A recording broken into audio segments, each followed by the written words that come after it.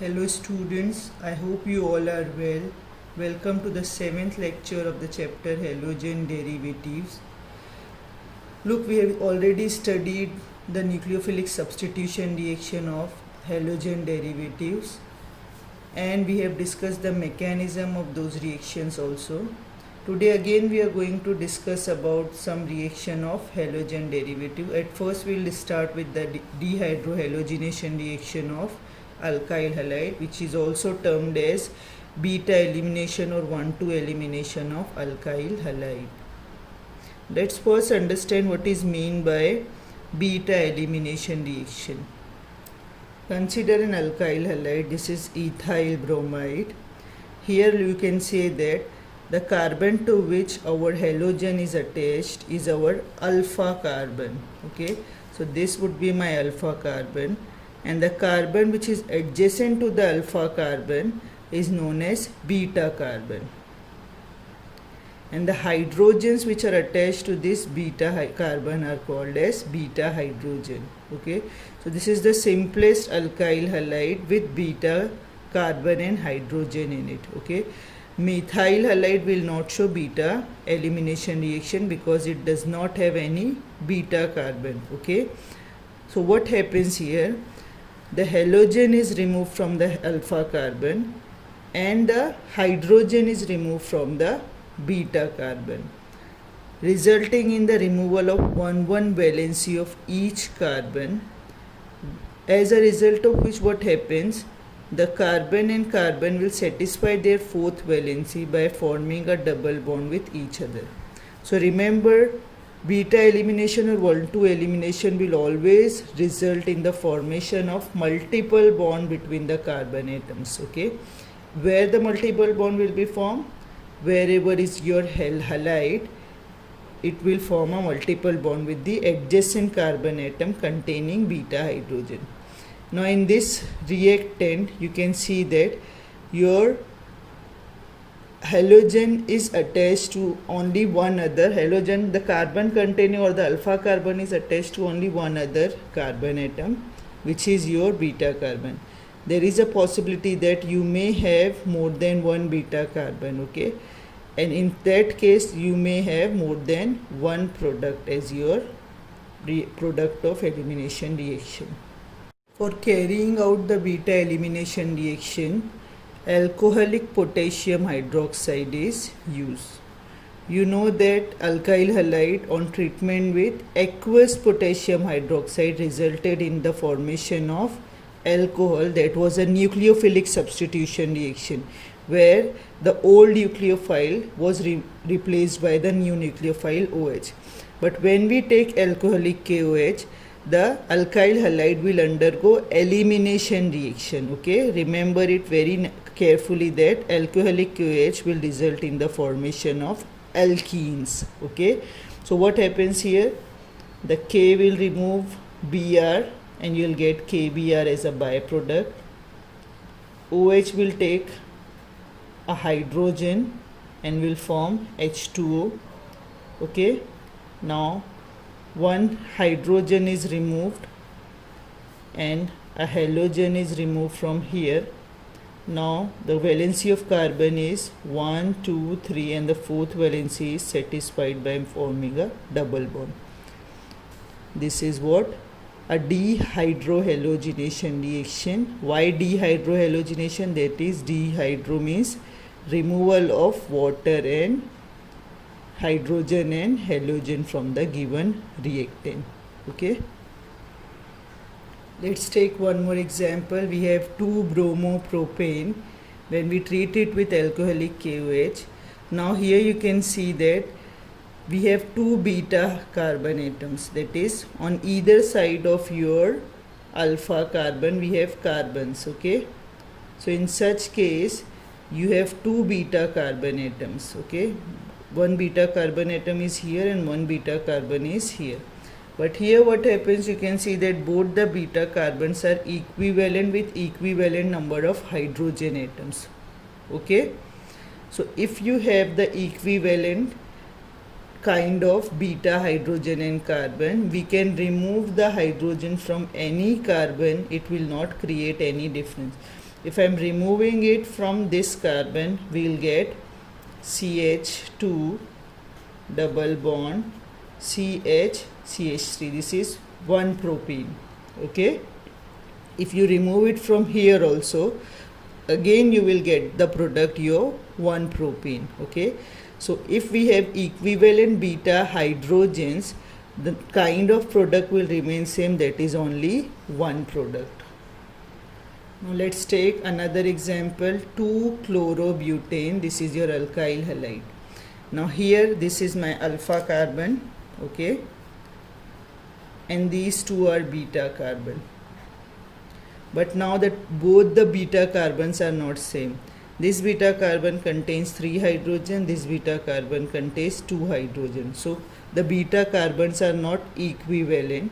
Okay, if beta carbons are not equivalent, the product we'll get by removing beta hydrogen from any of the beta carbon will be different. Now let's remove the hydrogen from this beta carbon first. What is the possible product then? If you remove it from the first one, you will get CH2 double bond CH, CH2, CH3. This is one kind. Apart from this, you will also get the second kind of beta elimination reaction where the beta hydrogen is removed from here. Okay, so here you will get this CH3 will remain as it is, CH double bond CH, CH3.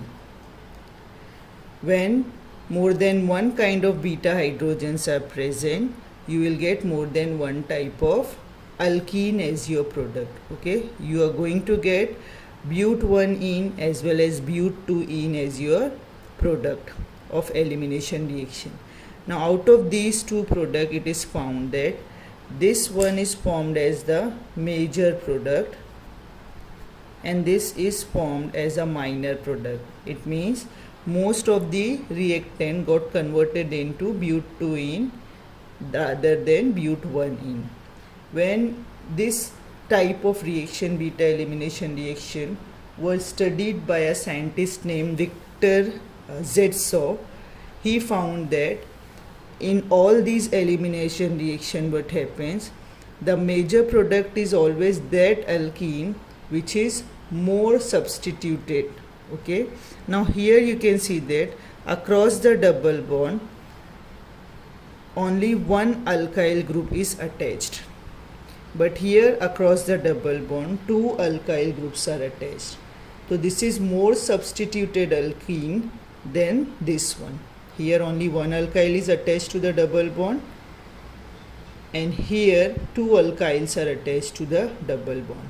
Okay, so whenever more than one product are formed in the elimination reaction, the product which is more highly substituted will be the major product, and all this kind of reaction will always result in the same kind of product formation. So this observation can be generalized given by a rule known as Sedgwick rule or Zetsov rule. This is Sedgwick rule. You can write the Sedgwick rule from here. It is what in dehydrohalogenation the preferred product is the alkene that has the greater number of alkyl groups attached to the doubly bonded carbon atom. So we have seen one example of 2-chlorobutane. You can take more examples. You can take 2-methyl 2-bromopentane as your reactant. Let's see the reaction of 2-methyl 2-bromopentane. This is 2-methyl 2-bromopentane. Okay. Now here you can see we have different types of beta carbon. This is your beta carbon, this is your beta carbon, and this is your beta carbon. It means you have 3 types of beta carbon. Out of these 3 types, 2 are equivalent beta carbons because 2 are same alkyl groups having same number of beta hydrogens attached to it. Okay. Now the possibility is to remove the beta hydrogen from any of these 3 beta carbons. So what will be our product? Let's see. If we remove it from here or we remove it from this, it will give the same type of product. because both are equivalent. Okay, so let's remove the hydrogen from here. It will become CH2. They will make a double bond because bromine is removed also, and you will get CH2, CH2, CH3. This is your product. Okay, another possibility is what? The hydrogen is removed from here, this beta hydrogen, bromine is removed, hydrogen is removed from here, so they will make a double bond with each other, and you will get CH, CH2, CH3. There is no only one hydrogen. Okay, so this is another type of product. Now out of these two, which will be our major product, which is more substituted? Now look here, this doubly bonded carbon is substituted to how many alkyl groups? One side it has methyl, on the other side it has N-propyl. This doubly bonded carbon is attached to how many alkyl groups? On one side it has ethyl, on the other side it has 2-methyl. So this one is more substituted than the above one. Therefore this will be our major product and this will be our minor product. So you should also know that which is your major product and which is your minor product. So for identifying that, you should remember the Setzeff rule. Okay, so hope you have understand the elimination reaction. Let's move forward now. Reaction with active metals.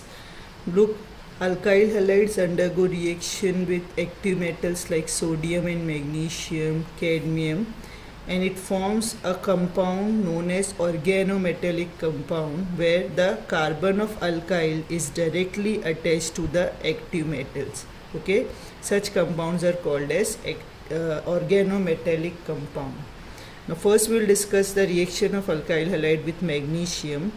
Alkyl halide reacts readily with magnesium and form alkyl magnesium halide as the product. Let's see the reaction.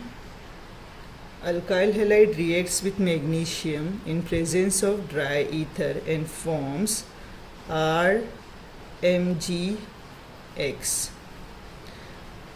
This is alkyl magnesium halide, which is commonly known as or famously known as Grignard reagent.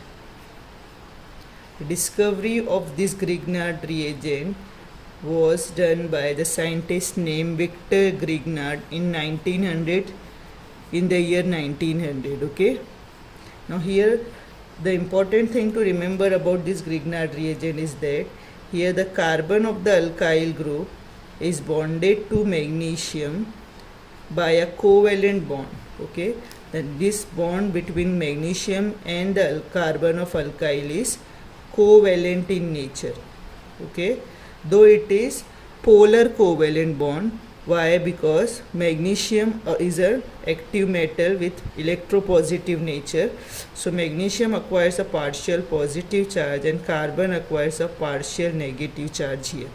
And the bond between magnesium and halide is ionic bond. Okay, we know that this is ionic bond and this is what? A covalent bond. So it is a compound which contains both ionic bond as well as covalent bond in it. Okay, so this is Grignard reagent, which is of great importance in many organic chemistry reactions. Okay, let's see some example. Here I have shown the reaction of Grignard reagent with alcohol. Grignard reagents are so highly reactive that they are able to abstract the hydrogen from such solvents or from such reagents which easily do not release their hydrogens. Okay, so RMgX are highly reactive and they can abstract the hydrogen from whichever possible source of hydrogen they found. Okay, so alcohol is generally not a proton donor, but still because of the high reactivity of this RMgX, it will donate the hydrogen and the alkyl will get converted into the corresponding hydrocarbon alkane and you will get a byproduct MgX OCH3 minus. Okay, this will be your byproduct.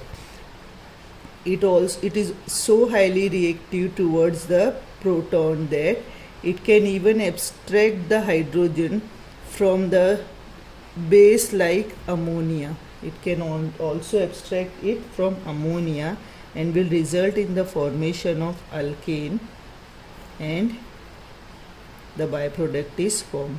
Now remember, if you don't want to produce alkane as the product and you require your alkyl group to get converted into some other compound, you will take a suitable nucleophile and you will carry out the reaction in presence of dry ether.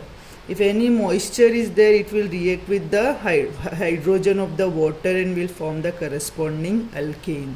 Okay, so to avoid the formation of alkane at the reactivity, to decrease its reactivity towards hydrogen, the reaction is carried out in dry ether and the trace of water is also avoided.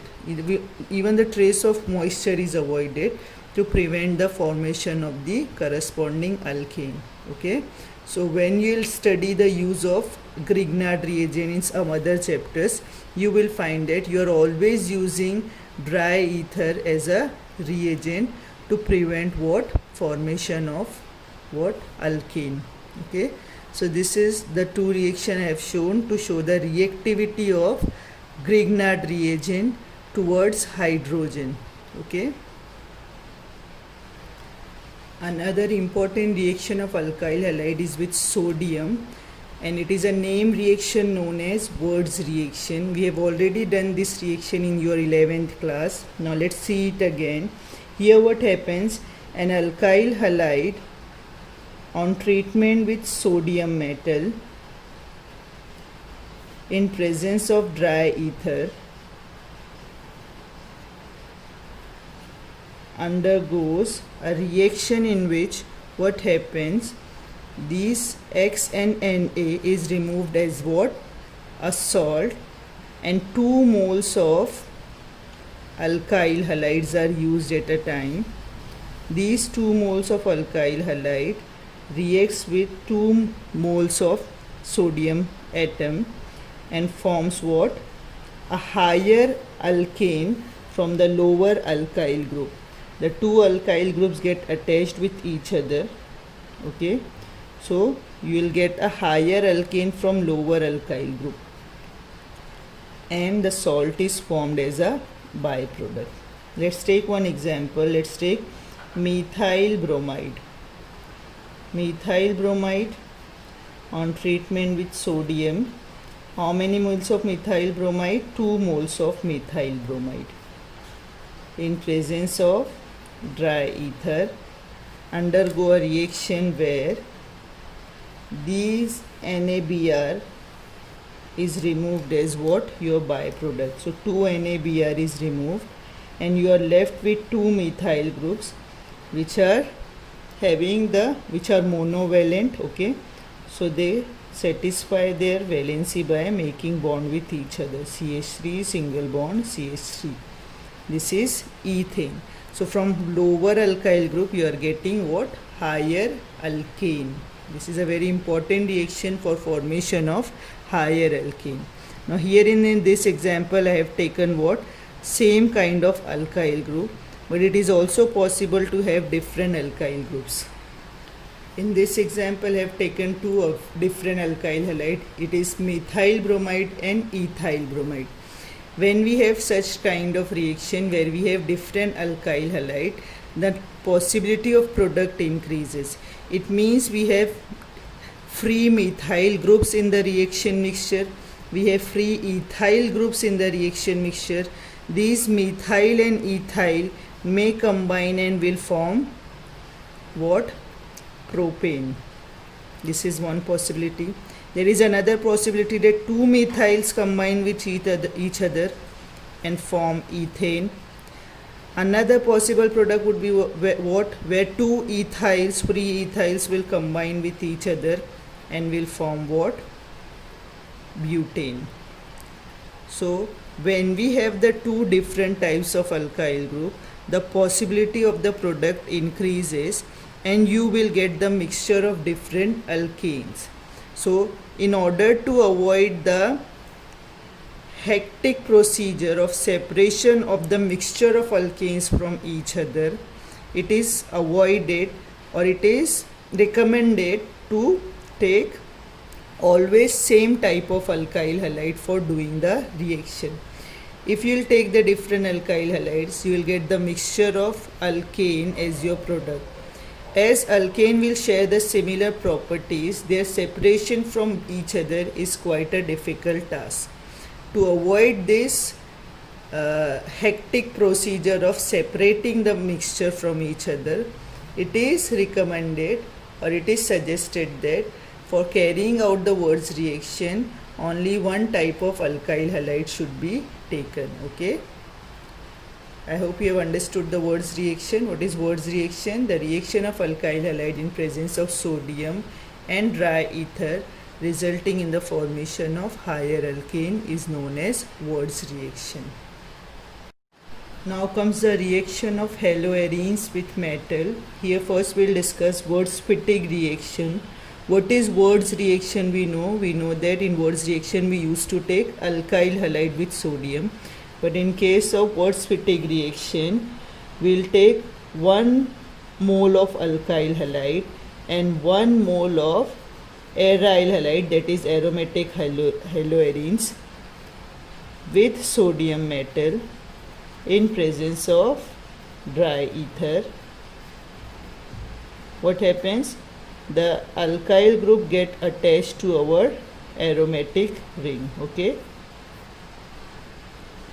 and salt is formed as a byproduct. You can also represent it as aromatic ring bonded to alkyl group. Okay, so this is the general Wurtz-Fittig reaction.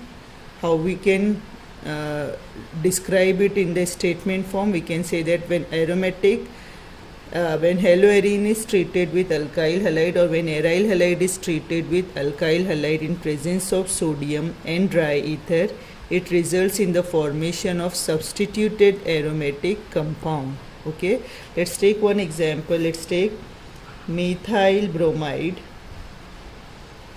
and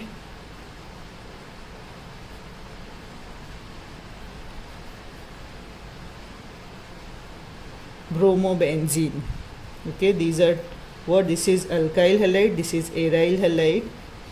In reaction with sodium in presence of dry ether, what happens? The bromine get removed by sodium metal and we'll get the substituted benzene, methyl substituted benzene as our main product. Okay, the name of the product is what? Toluene or methyl benzene, whatever you want to say, both are correct, toluene or methyl benzene. And this is known as Wurtz-Fittig reaction. Now if in place of using alkyl halide, if both the molecules are of aryl halide, what will happen? If both the molecules are of aryl halides are used, then the two aryl group will get substituted with each other. Let's take bromobenzene on treatment with sodium and bromobenzene. I've taken the same bromobenzene. Okay, what we'll get? The Br will removed and both the benzene ring, aromatic ring, will get attached with each other.